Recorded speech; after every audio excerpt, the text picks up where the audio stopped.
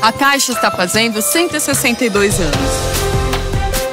E agora, junto com os brasileiros e brasileiras, vai escrever um novo capítulo dessa história. Novos tempos pedem novas ideias, novas oportunidades. Para novos hábitos, novas tecnologias. Para novas distâncias, nova proximidade. Para novos desafios, novas superações. Para novos lares, novas conquistas. Para novos públicos, novas possibilidades. Para novas inspirações, novos incentivos. Para novos negócios, novos sorrisos. Para novas esperanças, novas formas de seguir em frente. E para um novo ciclo, novos princípios. Caixa, 162 anos. Uma nova Caixa para um novo Brasil. Essa mensagem diz respeito a você que rala, que se dedica e quer um Brasil melhor. Um Brasil que respeite a sua força e capacidade de liderar e produzir. Que respeite o seu direito de ir e vir sem medo. O seu direito de se sentir segura e acolhida para seguir em frente. E que entende que esse respeito precisa ser exercido e defendido todos os dias. Só teremos um Brasil melhor com respeito às mulheres. Brasil, união e reconstrução.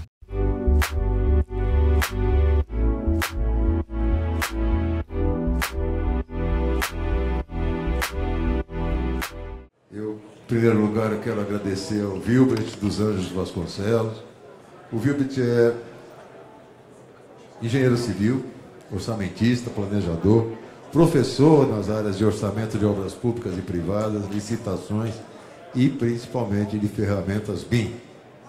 É diretor da Brain Builder Engenharia Consultiva e tem a vantagem no currículo de ser pernambucano de Recife, uma terra que eu prezo muito e adoro.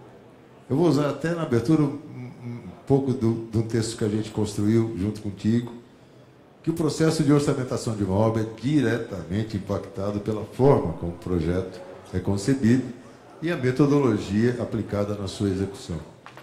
Com a chegada do BIM, muitos profissionais e empresas precisaram se adaptar a essa nova forma, que alinha novas tecnologias, processos e pessoas bem treinadas. O BIM, na sua essência, traz diversas vantagens e oportunidades para todas as áreas de engenharia. No entanto, o que eu mais percebo, e eu conversei isso com o Vilbert, quando a gente ouve BIM, tenta se aprofundar em BIM, é que BIM está ligado a edificações.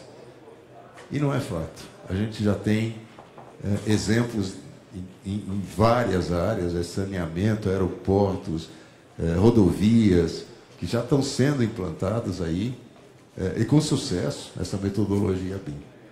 E outra coisa que me preocupa um pouco, viu, Beth, é que a gente vai vendo, inclusive na nova lei de licitações, que a gente debateu aí nos painéis anteriores, o estímulo ao uso do BIM pela empresa contratada. E eu acho que é uma via de duas mãos. O poder público tem que começar a trabalhar e ter a compreensão das vantagens que tem, inclusive para acompanhamento de execução da obra que ele está fiscalizando, do uso do BIM. Não pode ser só uma exigência. E é engraçado que, quando você fala em lei de licitações, alguma coisa do nosso setor, tem que ter obras de grande vulto, 6 meses para apresentar compliance, está aí na nova lei de licitações. E o compliance da administração pública? Será que é só de um lado que tem que ter firmeza, né, legalidade? Pô, isso é via de duas mãos, doutor. Né? Para de cobrar só um lado. Então, Vilbert, eu quero aprender hoje, eu vou sentar ali e a palavra é toda sua. Fique à vontade, muito obrigado mais uma vez por ter vindo. Bem, Oi, pronto. Vamos lá. Primeiro, te agradecer o convite, agradecer a CEBIC, nossa amiga Denise aí também, que fez essa ponte para que a gente estivesse aqui. E concordo contigo. Concordo no momento, sim. Primeira coisa, né? Eu ia deixar vocês adivinharem de onde eu vim, né? Pelo sotaque, mas eu acho que nem precisa, né? Nem precisava. Já escancarou, mas assim, foi um spoiler que vocês iam matar logo de cara. Então, sou pernambucano, sou nordestino, então vim de lá. Foi até uma odisseia aqui para chegar, mas tá tudo bem, a gente conseguiu chegar. E, na verdade, a minha intenção hoje é trocar uma experiência com vocês. Até porque, assim, eu vivi várias experiências, tanto no BIM, como na área de infraestrutura, como na área de edificações. E até o próprio Carlos, ele adiantou já essa questão digamos assim, da via de mão única, que, na verdade, a gente encontra muitas vezes. Essa via de mão única, gente, infelizmente, quando a gente trata de governo, ela acontece muito. E a gente vai ver daqui a pouquinho um pouco mais sobre isso. Mas já posso adiantar para vocês, isso aí é um fato, e eu estou vivendo isso hoje, que infelizmente tem muita gente contratando no governo BIM e não está fiscalizando o BIM. Ou seja, você vai ver muitas vezes, eu estou com o caso de uma prefeitura lá em Pernambuco, onde a prefeitura, por exemplo, ela foi e contratou todo o projeto em BIM, e na hora de entregar o orçamento, opa, não quero em BIM, eu quero planilha do Excel, eu quero auditar, eu quero ver. Então, gente, a gente vai encontrar muito por aí, mas eu vou tentar passar para vocês aí a minha experiência, a minha vivência. Como também bom nordestino, eu falo muito rápido, então qualquer coisa, faça um sinal aí para eu poder frear, tá bom? E vou tomar a liberdade também de ficar em pé, porque eu sou muito agitado. Então, mais uma vez, como um bom nordestino, eu acho que eu tenho que usar minhas características aqui. Então, vamos lá. Primeiro, quem é que está aqui, né? Meu nome é Vilbertino dos Anjos Vasconcelos. Eu sempre digo, não precisa decorar, porque meu nome não é tão simples assim, não. Então, alguém vai chamar de Gilberto, de Vilbert, de Vilberto, sem problema. Vocês podem ficar com essa apresentação aí depois, ou pegar os contatos que eu botei aí, e aí vocês salvam, fica até mais fácil. Bem, sou engenheiro civil pela Politécnica, me formei em 2004, atualmente estou fazendo mestrado na área de engenharia ambiental, que também é uma área que eu gosto bastante. Sou professor da Zigurati, que é um dos patrocinadores daqui, do IBEC, do Grupo AJ, da Navigare, da Pós-FIP e de outras empresas que eu faço curso esporadicamente.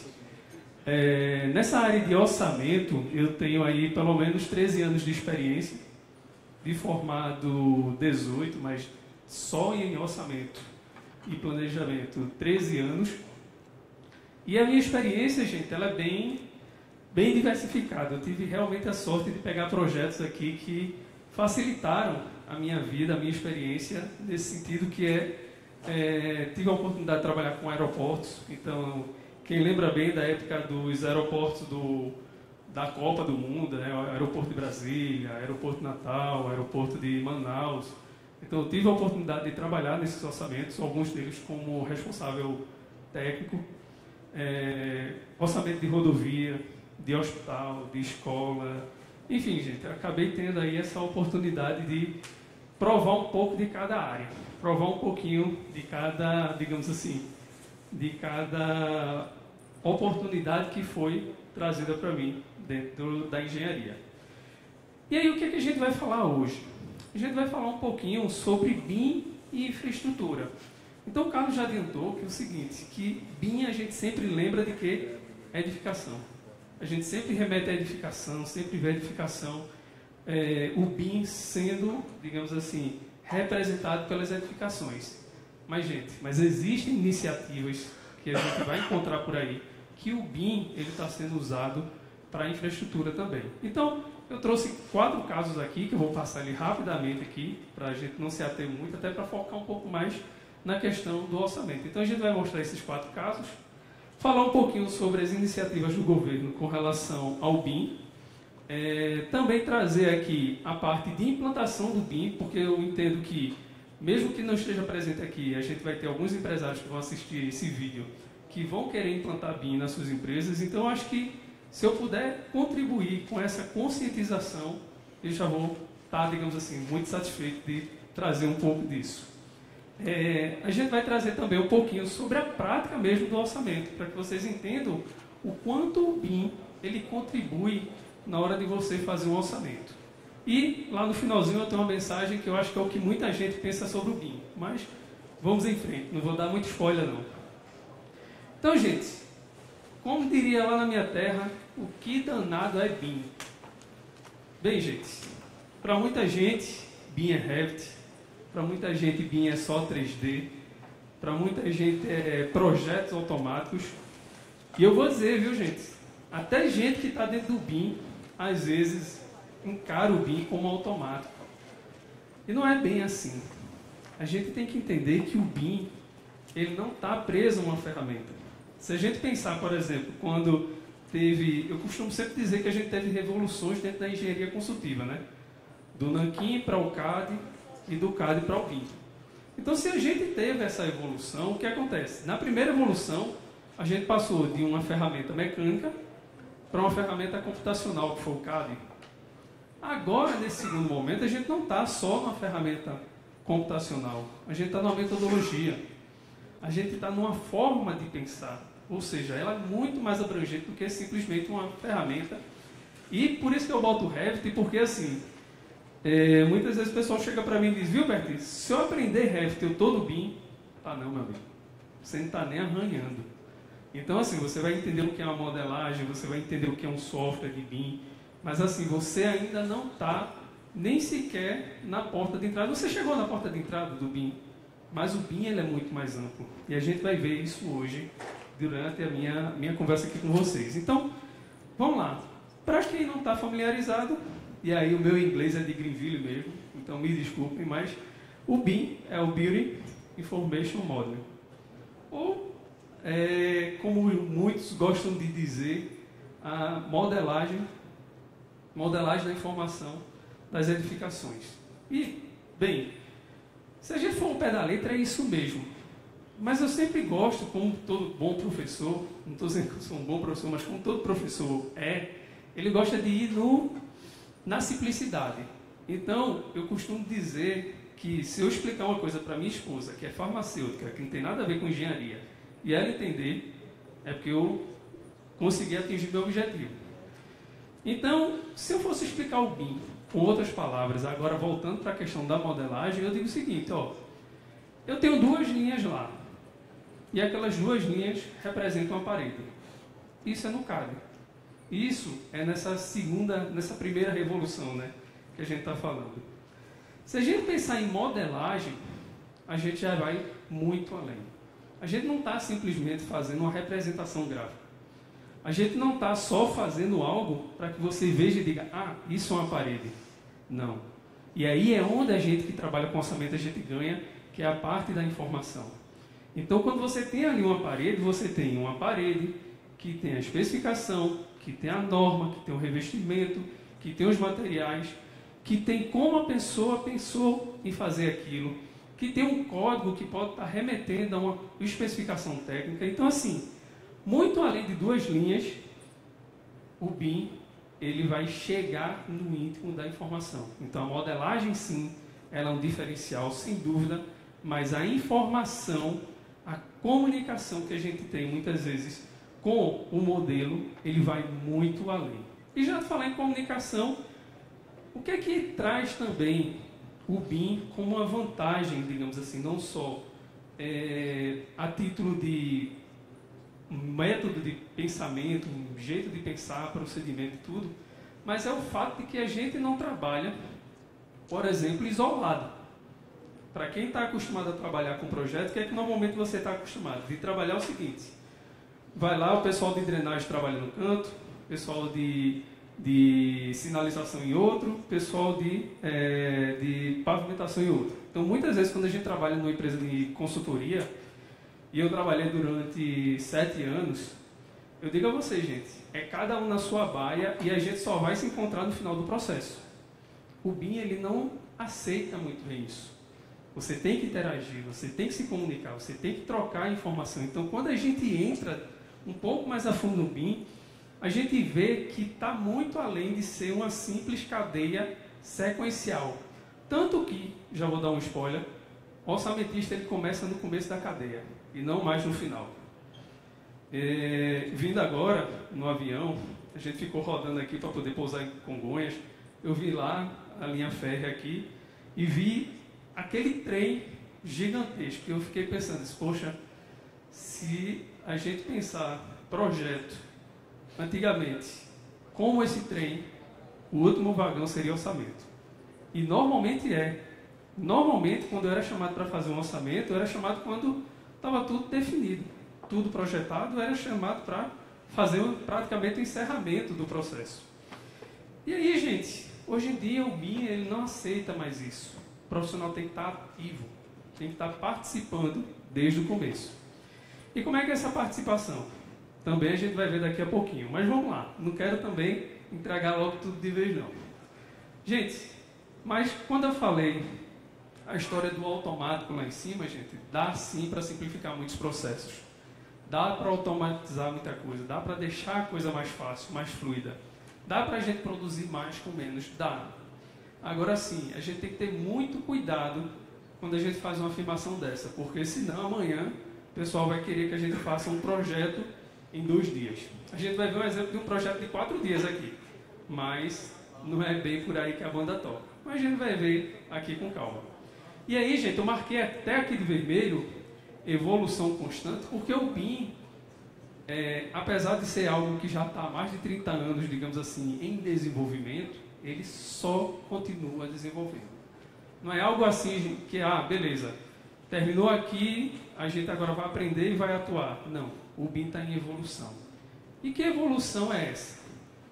Bem, quando eu comecei a estudar em BIM, fui estudar BIM, lá nos idos de 2014, 2015, a gente praticamente só tinha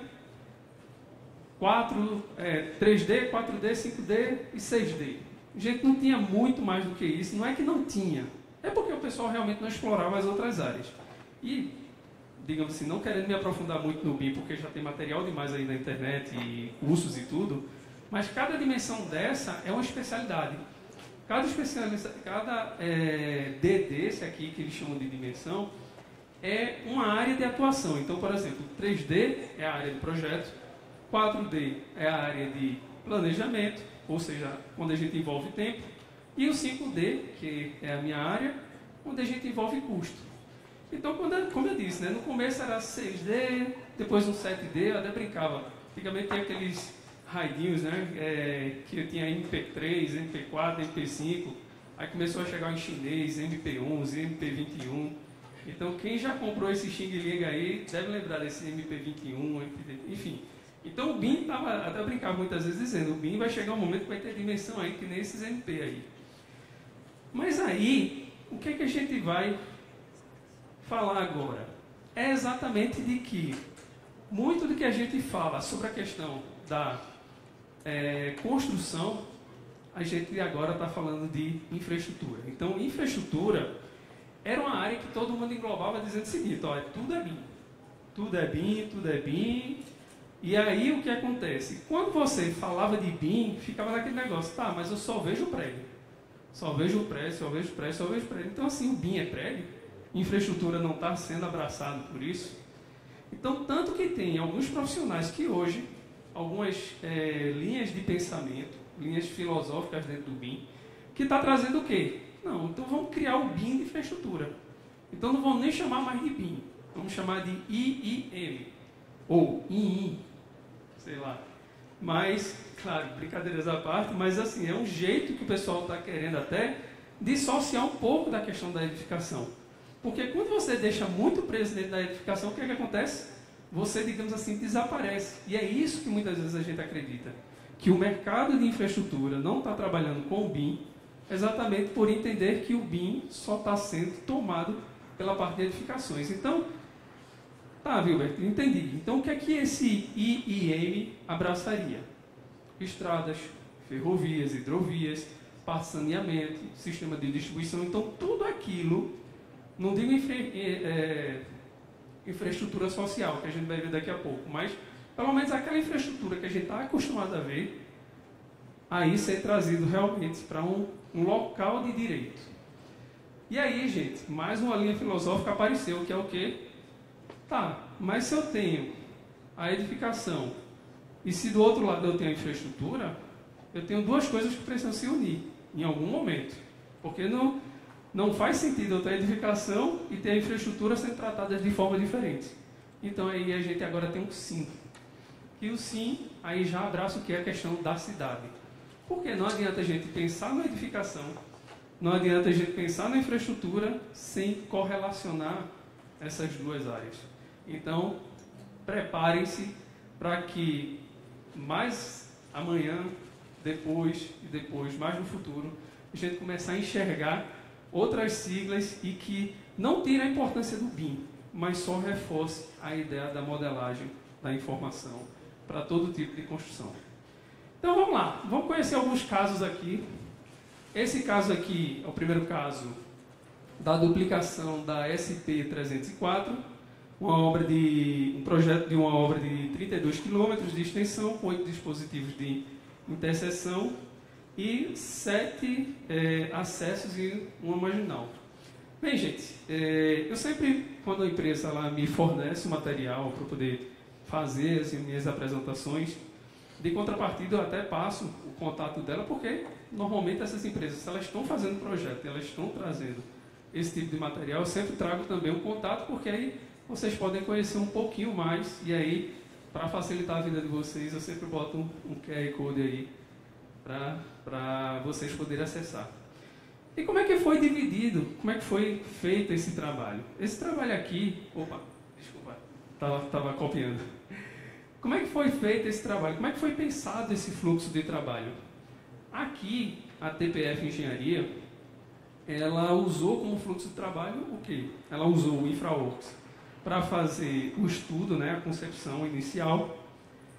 Em seguida, quando ela já teve a aprovação desse estudo inicial, ela passou para trabalhar com o Civil 3D, que é uma ferramenta que vocês constantemente vão ver no mercado, na área de infraestrutura, é o Civil 3D. E aí aquela grande questão, muita gente acha que só tem o Civil 3D, mais uma vez. Mas não, gente, tem muita ferramenta.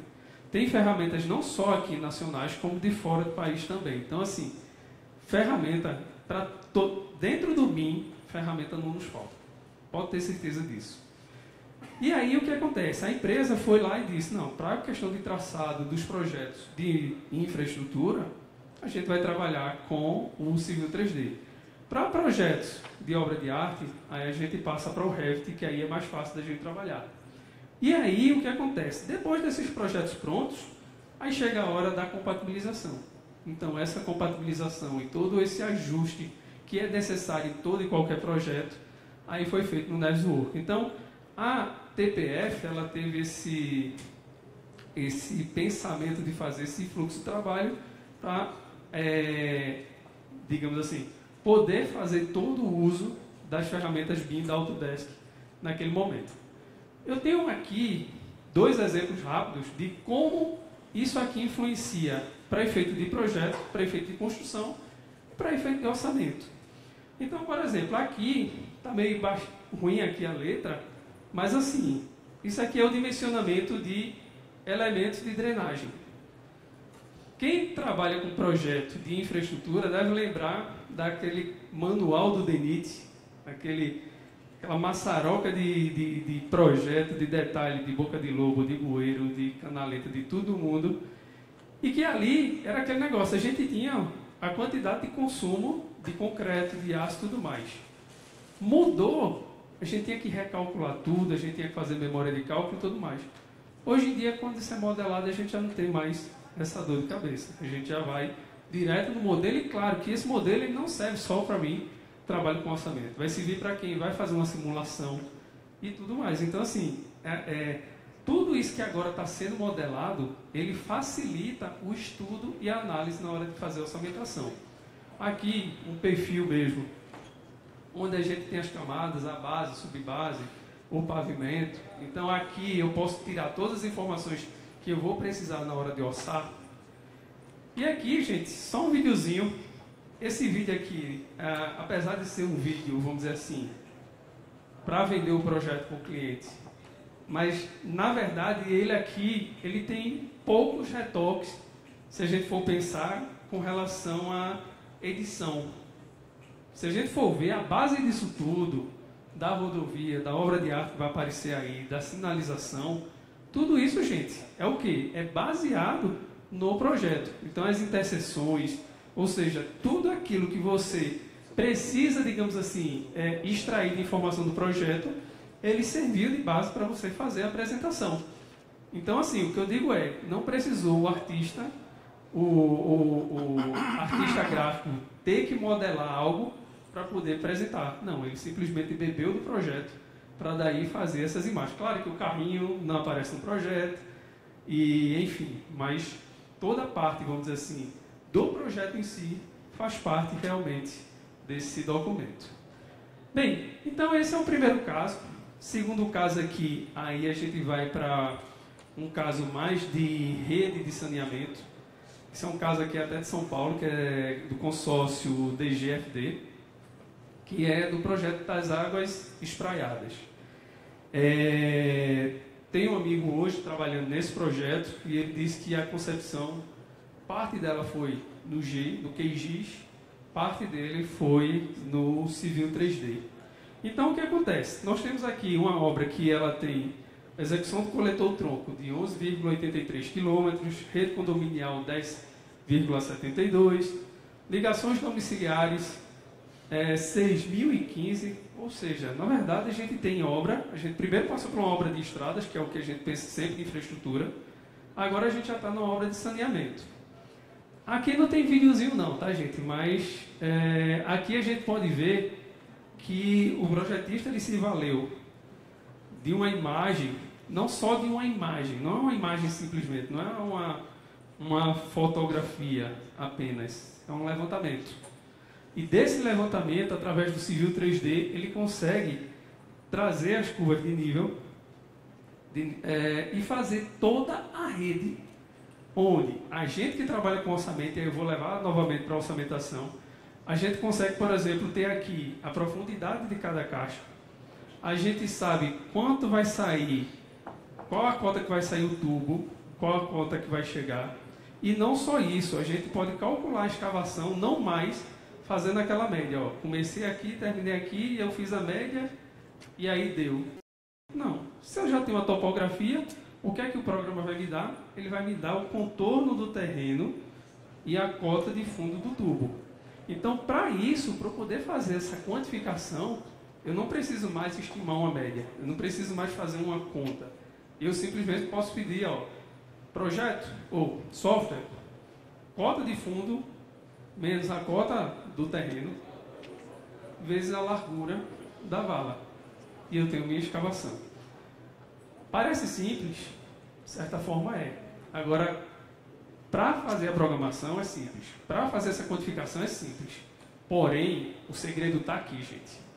Sem um bom projeto, sem um projeto bem feito, bem modelado, bem especificado, a gente não consegue fazer o nosso trabalho de orçamentação. Então a gente volta a estaca zero. E aí por isso, já vou abrir um parênteses aqui, por isso que assim, de certa forma eu até entendo quando uma Caixa Econômica Federal ela questiona muitas vezes uma memória de cálculo que a gente entrega, porque quando a gente entrega uma memória de cálculo no BIM, são números resumidos. Poucos programas de orçamento dão uma memória detalhada a ponto que o analista olha assim e diga, beleza, eu confio nessa memória. Agora, muitas vezes, claro, que aí volta a história da via de mão única, falta também preparo do lado de lá. Não estou dizendo da Caixa Econômica que é despreparada de forma alguma, tem grandes profissionais, muitos procedimentos bem definidos, bem detalhados, mas o que acontece, e que eu estou vivendo isso na pele, em vários projetos que eu estou dentro do BIM, é exatamente quem nos fiscaliza não tem capacidade técnica para fiscalizar. Não é que não tenha conhecimento de engenharia, são expertos em engenharia. Não tem conhecimento das ferramentas em BIM. E um dos projetos foi interessante, gente. O cara da Caixa, o analista da Caixa que me auditou, ele levava o computador dele de casa. Ou seja, ele usava ferramentas gratuitas e usava o computador dele de casa porque ele não tinha ferramenta, ele não tinha treinamento, era um hobby dele conhecer um pouco mais do BIM e foi capaz de usar a favor dele. Mas que não teve apoio, do outro lado não teve. A mesma coisa que eu disse dessa prefeitura que eu estou prestando serviço. Essa prefeitura foi lá e disse, olha, o edital tá, projeto em BIM, tudo em BIM, até o orçamento em BIM. Quando eu fui entregar, aí o que é que falaram? Não, a gente quer tudo em Excel. Então, gente, assim, a gente ainda precisa também evoluir do lado de lá. Não adianta também a gente se cansar aqui, correr atrás e não conseguir. Mas vamos lá. Esse caso, gente, é onde é uma coisa boa e é ruim ao mesmo tempo. Eu tive a oportunidade de participar desse projeto em abril de 2020, quando estava no começo da pandemia, que a empresa Alves Espíndola juntou vários e vários profissionais, várias e várias empresas, e dentro de 4 dias a gente conseguiu fazer o projeto de um hospital de campanha. 4 dias. Agora foi assim, foram 4 dias de estudo, de pensamento, de você realmente levar em consideração o quê? Levar em consideração a experiência de cada um, a vivência de cada um. Tanto que a maioria dessas pessoas que formaram esse grupo dos 4 dias são professores, são expertos no assunto. Então, assim, sabendo utilizar bem a ferramenta e com conhecimento suficiente. Então, na época, até a gente apresentou esse próprio projeto lá para Santa Catarina, e é 4 dias, projeto e orçamento. Então, assim, uma obra que seria em torno de 5,1 milhões e que ela ficaria pronta em 21 dias para atender realmente aquela demanda que a gente tinha naquela época. E aí, o método construtivo, só para ficar claro, né, para entender o porquê dessa construção tão rápida também, seriam painéis isotérmicos. Aqui, rapidamente, gente, algumas imagens. Aqui só um videozinho, só para mostrar para vocês rapidinho como é que ficou essa edificação. Era uma unidade simples, na verdade, mas tinha sala amarela, sala vermelha, tinha um drive-thru, tinha central de oxigênio, central de gás, subestação, geradores. Então, tudo aqui foi pensado, sistema de ar-condicionado, renovação de ar, voz e dados, segurança. Então, tudo que vocês imaginarem foi possível colocar nessa edificação aqui desse hospital de campanha. Então, para vocês terem ideia de quanto o BIM bem usado, bem programado e com objetivo, ele vai longe. E aqui seria, vamos dizer assim, o que eu gostei quando o Carlos falou, que ele disse, a gente tem que pensar também em infraestrutura social, não é só infraestrutura, digamos assim, infraestrutura logística, boa, só de infraestrutura logística.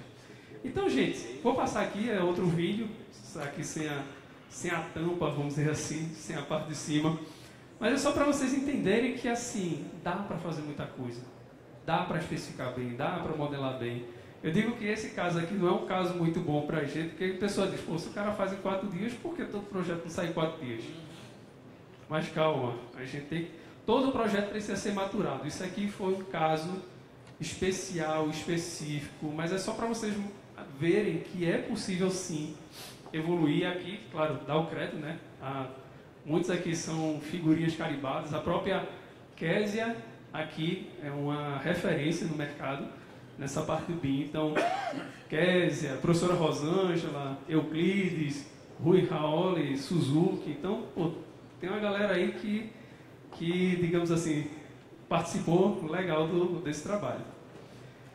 Bem, e aí, gente, alguns patrocinadores, algumas empresas que também contribuíram, claro, a Isoeste, a VIT, a própria Trimble também chegou junto. Então, assim, a gente realmente teve essa oportunidade de fazer esse trabalho. Bem, por último, isso aqui eu posso dizer que eu vi nascer, eu não vi crescer, mas eu vi nascer. Por que eu digo isso? Porque, na época, eu era da ATP Engenharia. A ATP Engenharia, em 2015, 2014, 2015, ela, hoje em dia, o nome da empresa é Filtre, né? Desculpa, gente. O nome da empresa é Filtre, que ela, na verdade, agora é uma holding, enfim. Mas, na época, eu era da ATP Engenharia e a ATP, ela ganhou um dos lotes dos aeroportos regionais do Banco do Brasil. E lá, em 2015, já era BIM. Lá, a gente já estava trabalhando com os projetos em BIM. Tanto que o vídeo que eu vou mostrar para vocês do TPS, do Terminal de Passageiros, já foi feito em BIM.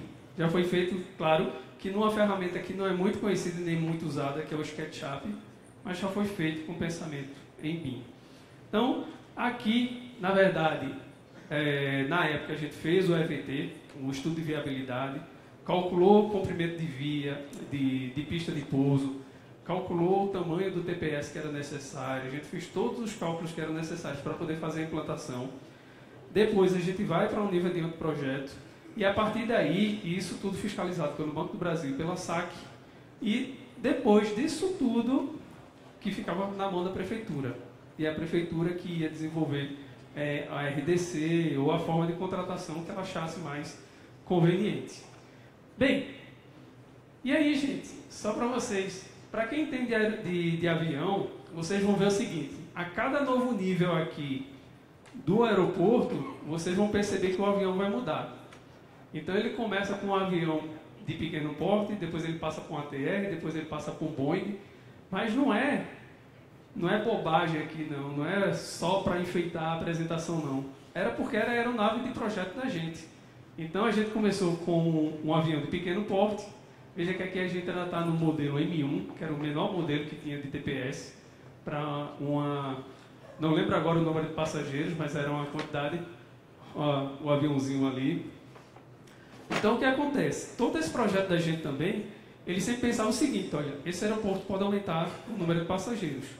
Então a gente sempre tem que fazer ele pensando na ampliação dele. E como é que seria essa ampliação? Seria aumentando mais um módulo, mais outro, mais outro. Tanto que o projeto do aeroporto ele nunca poderia ser limitado em um dos lados. Ele sempre teria que ter. Ele poderia até ser limitado de um lado pela central de utilidades, o que quem está acostumado com aeroporto chama de CUT. Então, para alguns, poderia até ser limitado pela CUT, mas pelo outro lado não, porque se houver essa necessidade de expandir, se você, por exemplo, deixar de atender um ATR para atender um Boeing que tem uma quantidade muito maior de passageiros, aí você poderia passar para um nível maior. Então, aqui a gente chegava até, se não me engano, no nível 4, o M4. E claro, esse projeto não era só o TPS não. Tinha a central de utilidades, tinha o SCI, que é o Sistema de Combate a Incêndio, o setor de... bem, enfim, o bombeiro lá, esqueci agora o significado do SCI. Mas assim, a gente calculava tudo já pensando dentro da metodologia BIM. Então, gente, pensando nisso, o que é que eu estou mostrando para vocês? Que o BIM, dentro da infraestrutura, não é uma novidade. Se a gente já está, desde 2013, pensando em BIM de forma isolada em algumas iniciativas, eu quero dizer para vocês que é o seguinte: o que falta para a gente muitas vezes, talvez seja acordar para trazer, digamos assim, acordar que infraestrutura também precisa entrar nessa área. A gente precisa trazer realmente o BIM ou o IIM, como eu estava falando, para dentro de infraestrutura. Então aqui, gente, algumas iniciativas do governo. Então, temos, pelo menos aí, claro que os decretos vão se revogando os anteriores muitas vezes, então o primeiro ali até já está revogado. Temos o segundo aqui, o terceiro, temos a lei 14133, que já fala também sobre BIM. Então, gente, para a questão governamental a nível federal, a gente tem isso aqui, sim, esse QR Code aqui, gente, é para a estratégia BIM, que é a iniciativa do governo federal de 2018, para a questão da implantação do BIM, criando comitê, criando tudo. E esse segundo QR Code aqui é para vocês acessarem todos esses decretos, essas leis. Então aqui vocês podem, digamos assim, acessar todos os dois aí a qualquer momento. Mas o que eu quero dizer é que é o seguinte: isso a nível federal. Se você for para o estado de Santa Catarina, vocês vão ver o que? Santa Catarina já está bem desenvolvido nessa questão do BIM. São Paulo já tem várias iniciativas também com relação ao BIM. Lá em Pernambuco, município de Pojuca, do qual eu também faço parte como consultor na área de orçamento, não na área de BIM.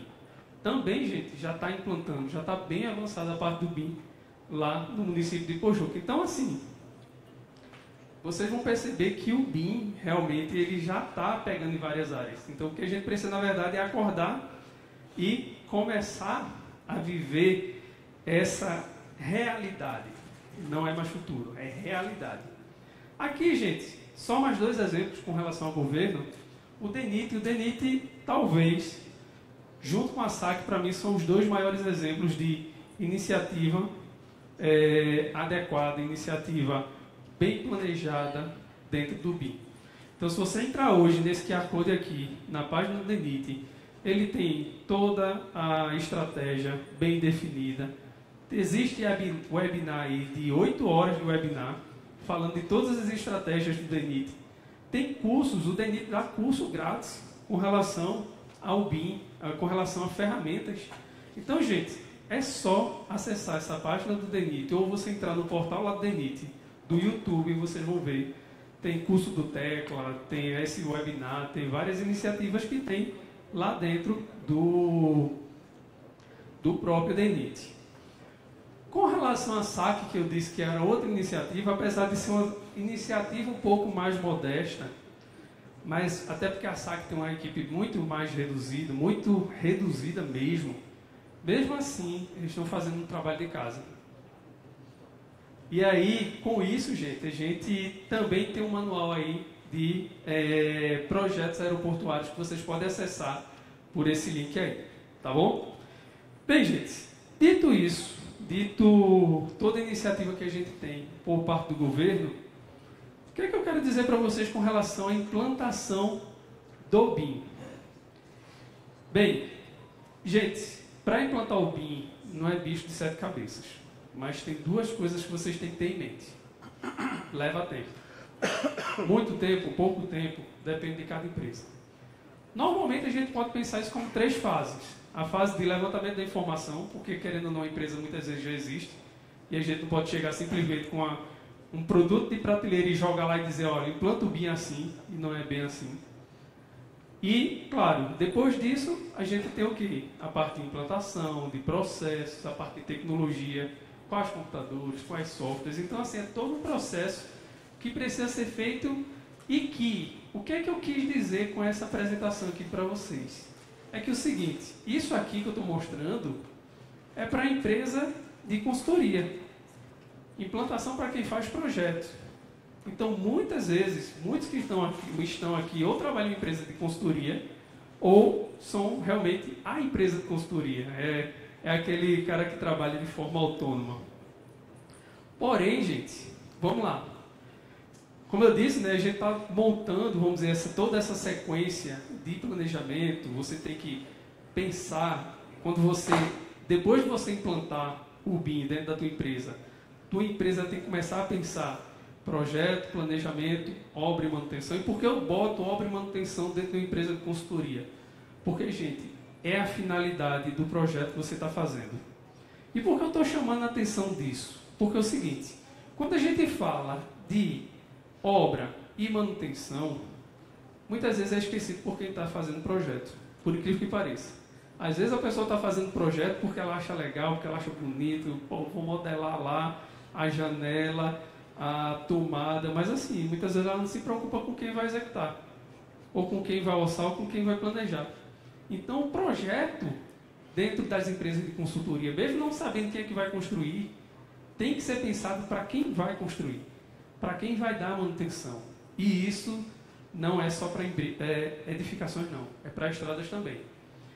Bem, e aí eu até trago aqui, ó, para você implantar, desenvolver a cultura BIM dentro da empresa. Então, tem que ter um engajamento. Não adianta você dizer, olha, a partir de amanhã é tudo BIM. A turma tem que querer. A direção da empresa tem que querer. Então, não é uma decisão unilateral. Bem, enfim, desenvolver os processos internos, isso aí faz parte. Mas o que eu quero dizer para vocês é que é o seguinte, que essa implantação, como eu já disse, não é do dia para a noite, gente.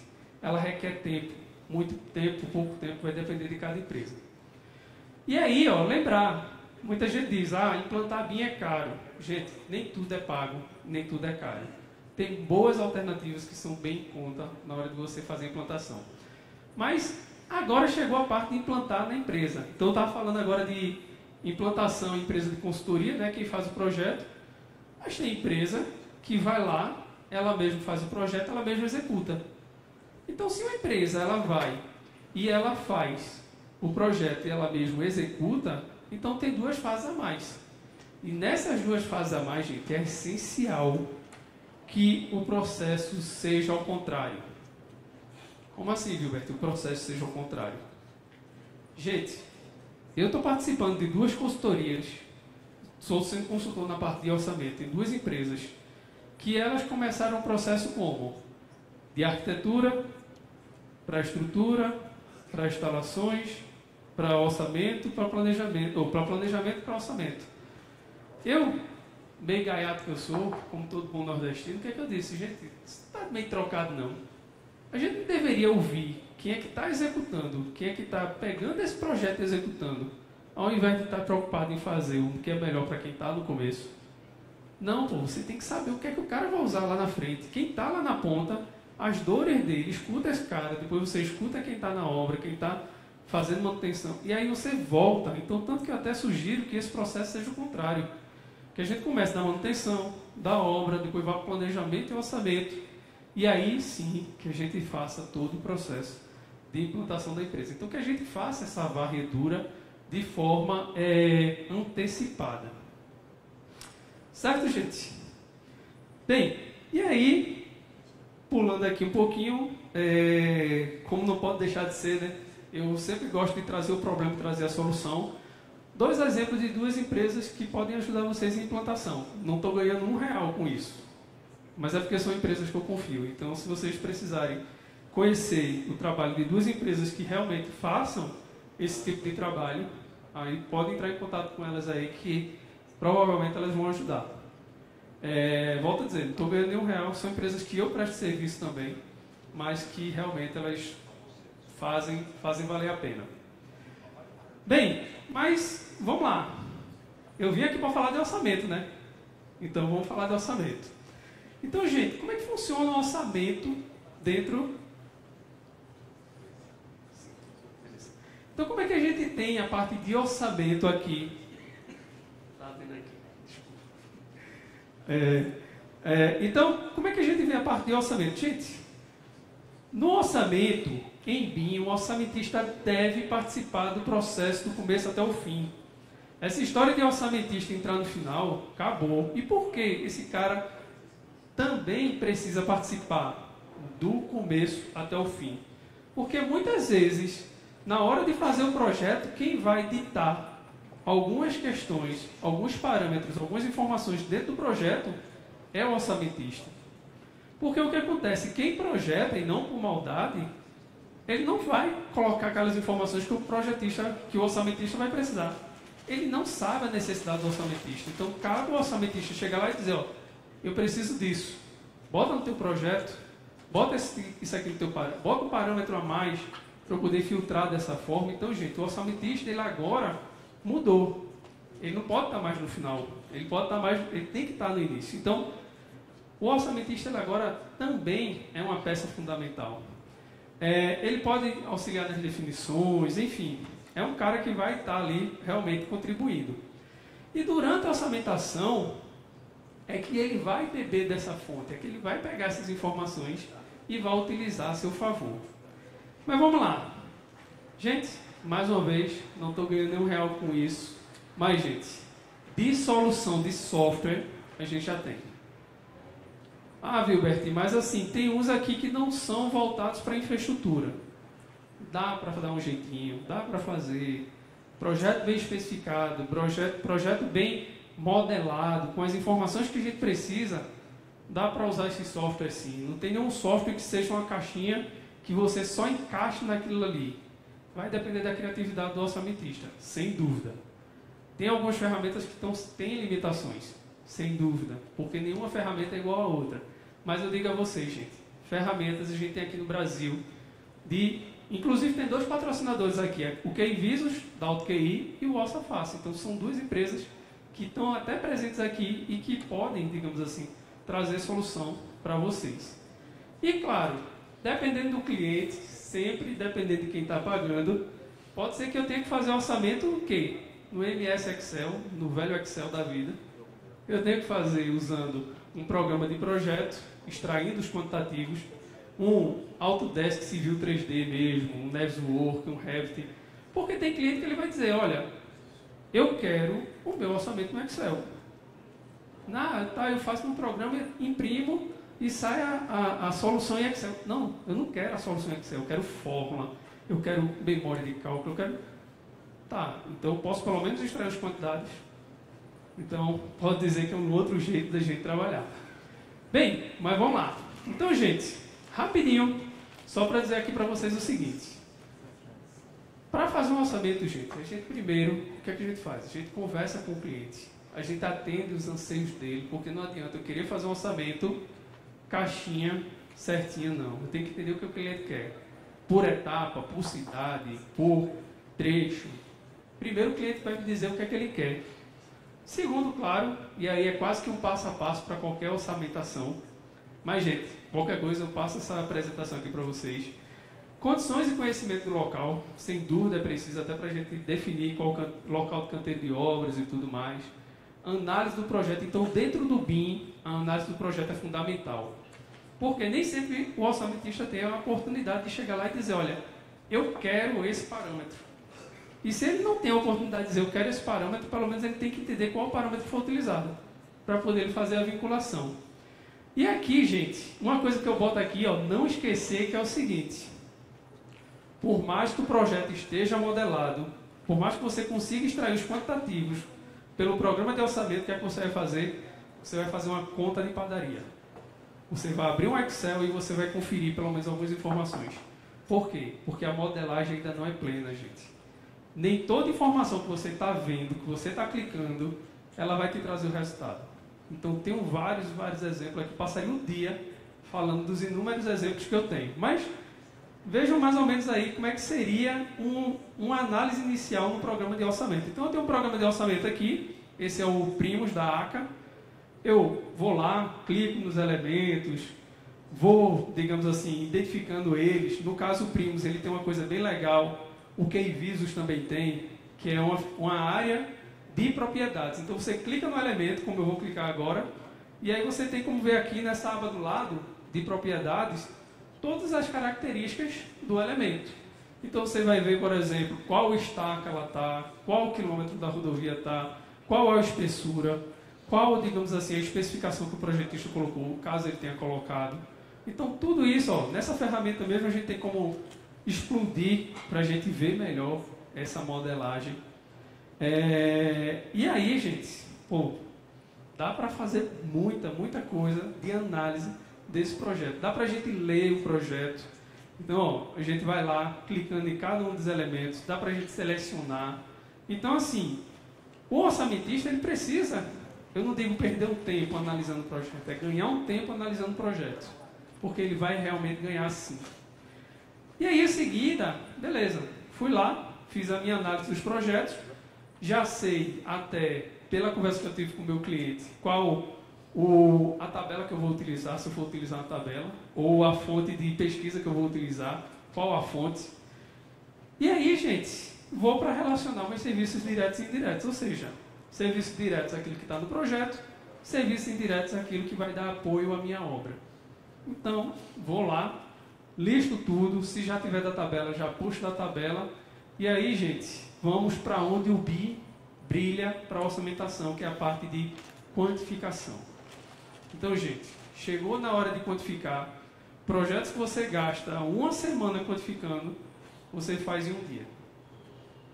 E com segurança. Não estou dizendo assim, de forma aleatória, não. É com segurança. Então, deixa eu passar rapidamente como é que seria isso, só para vocês entenderem. E aí eu já corro para a finalização aqui. Então, gente, deixa eu voltar aqui, deixa eu ver se ele acorda. Esse aqui é legal. Pronto, ó. Vamos lá.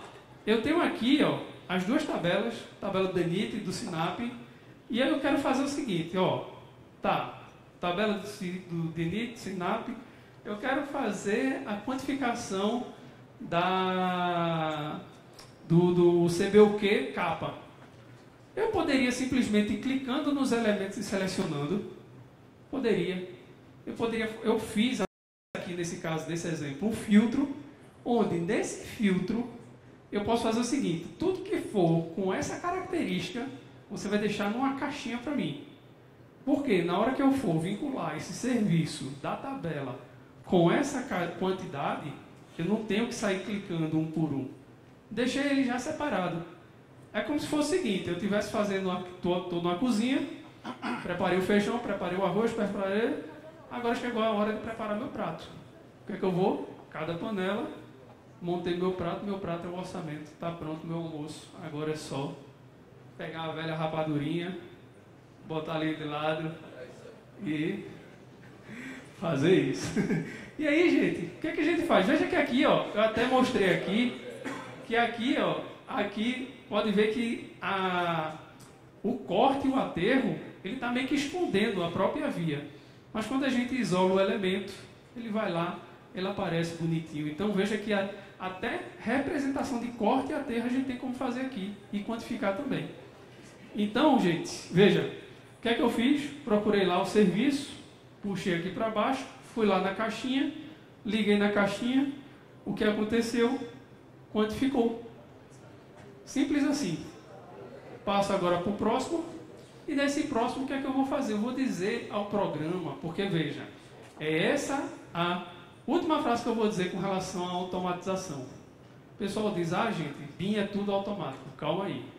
O programa ele vai te ajudar muito, mas se você não disser o que é para ele vincular, ele não vai saber.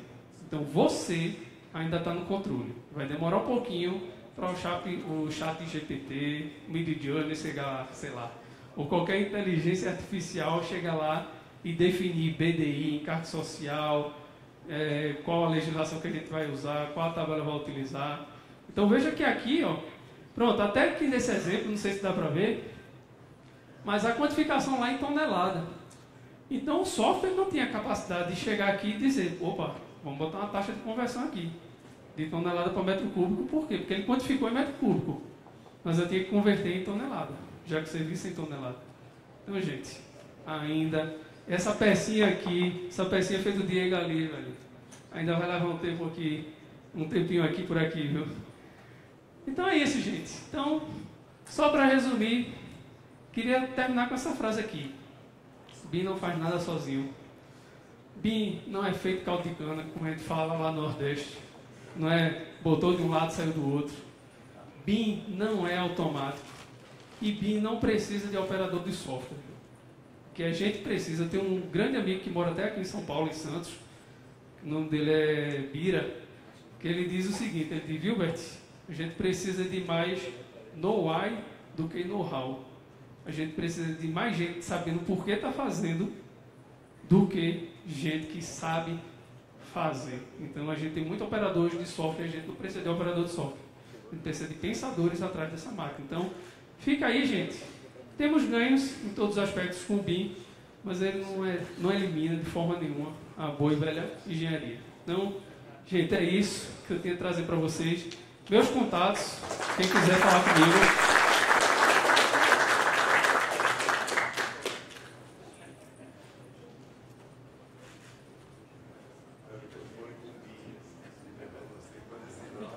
Alô?